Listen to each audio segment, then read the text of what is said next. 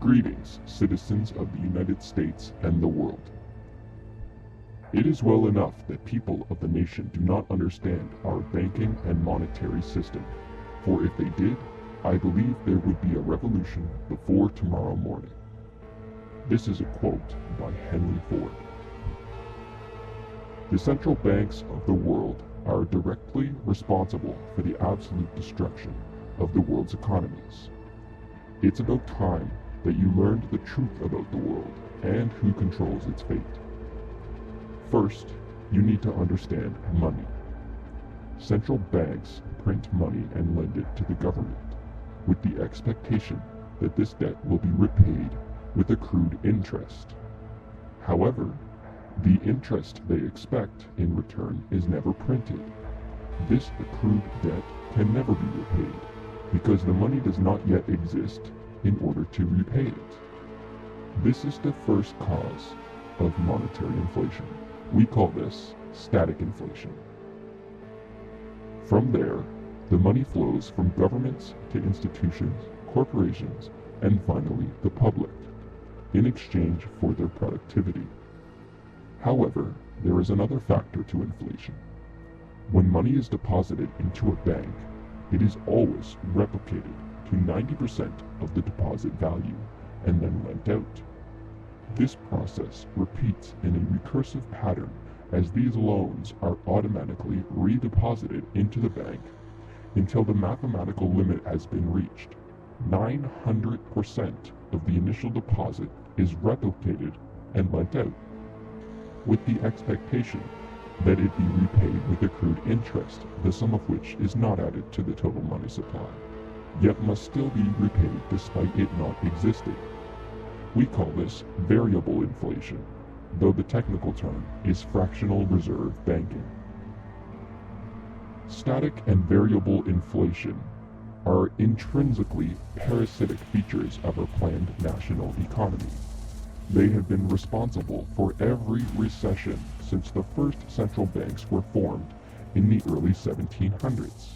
This is not an accident, however, as recession is actually the best case scenario for the central banks. The government would default on its debts and declare bankruptcy, and would be required by its own laws to forfeit all of its assets to the central banks. The population would largely default on its debts as well, and meet the same economic fate.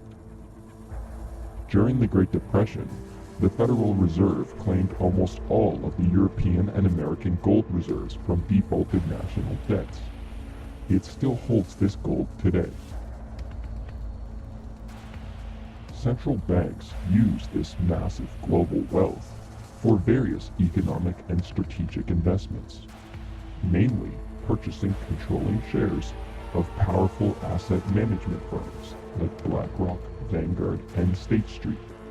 These AMFs diversify the bank's investment portfolio into hundreds of highly successful international corporations and conglomerates, and they control such a large share of the stock market that they single-handedly determine the outcome of all executive elections. The executives they choose to elect manage these corporations on the AMF's behalf, and in return, the AMF unanimously votes in approval on all of their decisions, locking all other shareholders out of the democratic process entirely. These hand-picked corporate executives are given an ultimate directive by their AMF sponsors: profit, no matter the social, economic, or environmental cost, and all legal protections will be afforded to you by us. And so these corporations do exactly that, under the command of the executives. They operate highly illegal rackets, pollute the environment, cause the deaths of millions, commit genocides overseas, poison the population with toxic chemicals, brainwash and distract the population to mitigate dissent, and extract the absolute maximum dollar value possible from the population, while providing the absolute minimum dollar value possible in return. The AMFs then hold true to their word. They protect the executives from legal consequences using tried and true mafia-style tactics such as political bribery, infiltration and infestation of the three branches of government, blackmailing of political opponents, and assassination in some cases. The corporations pay a minuscule fine for their crimes, and the executives and shareholders face zero liability. AMFs also use their powerful economic regime to influence the result of democratic processes, leaving unaffiliated political candidates in a position of invisibility or even public shame in the case of smear campaigns. Central banks do not merely affect our own nation. Central banks have spawned a fourth branch of the government, the extrajudicial branch, which is tasked with undertaking the criminal initiatives that the government is not capable of publicly undertaking, such as assassinations, mass surveillance, the establishment of international crime rings, money laundering, and orchestrating overthrows and coups internationally. This branch of the government is also responsible for entrapping third world nations in impossible debt contracts under duress, with the overt threat of covert or overt military intervention should the nation not comply. This central banking paradigm has existed since the early 1700s. It invested into the war efforts of both Nazi Germany and the European Allied forces, and collected on both debts. It rescued its collaborators from the Geneva Convention and brought them back to the USA, along with Nazi officials, scientists, and spies. It assassinated Lincoln for trying to bring back the gold standard, and it assassinated Kennedy for the exact same reason. Internal memos from European private banking interests reveal that they consider the modern banking system to be a refined version of mass enslavement and cannot allow the disruption of such a perfect system. As they themselves put it, we cannot have that. It even orchestrated a false flag terror attack to justify its international reign of military tyranny, which persists to this day. Israel is also a product of the central bank global strategy.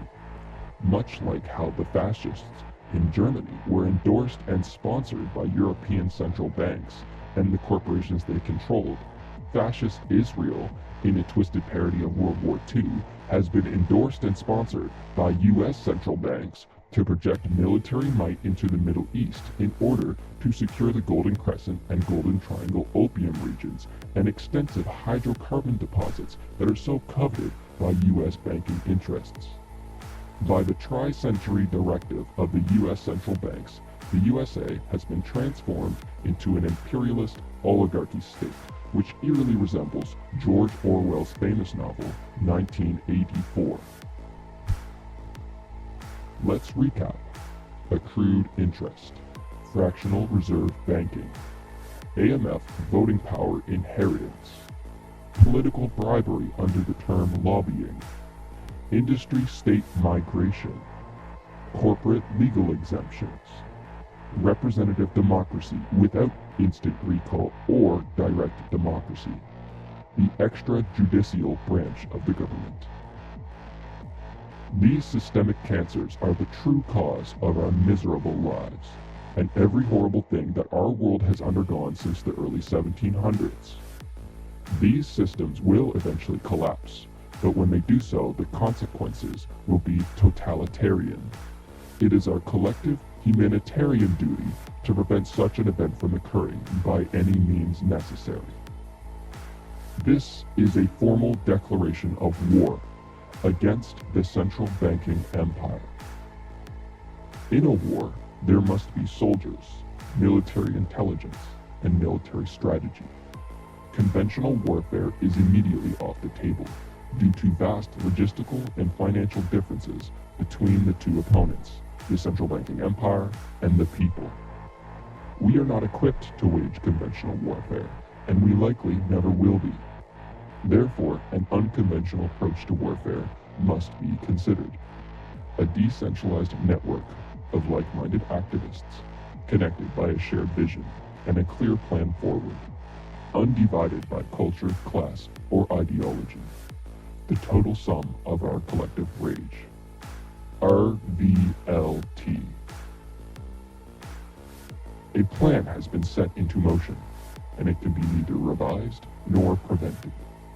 Each individual must decide for themselves if they choose to follow this plan, or sit idly by while the central banking empire continues to rape our planet and its people until the US empire collapses. The success of this plan depends on the dedication and resourcefulness of its participants, rather than the competency of a leadership structure. We have no leaders.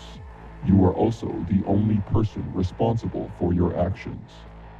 Do what you think is right. Do not what you think is wrong. This plan will be revealed in the next stage of your initiation.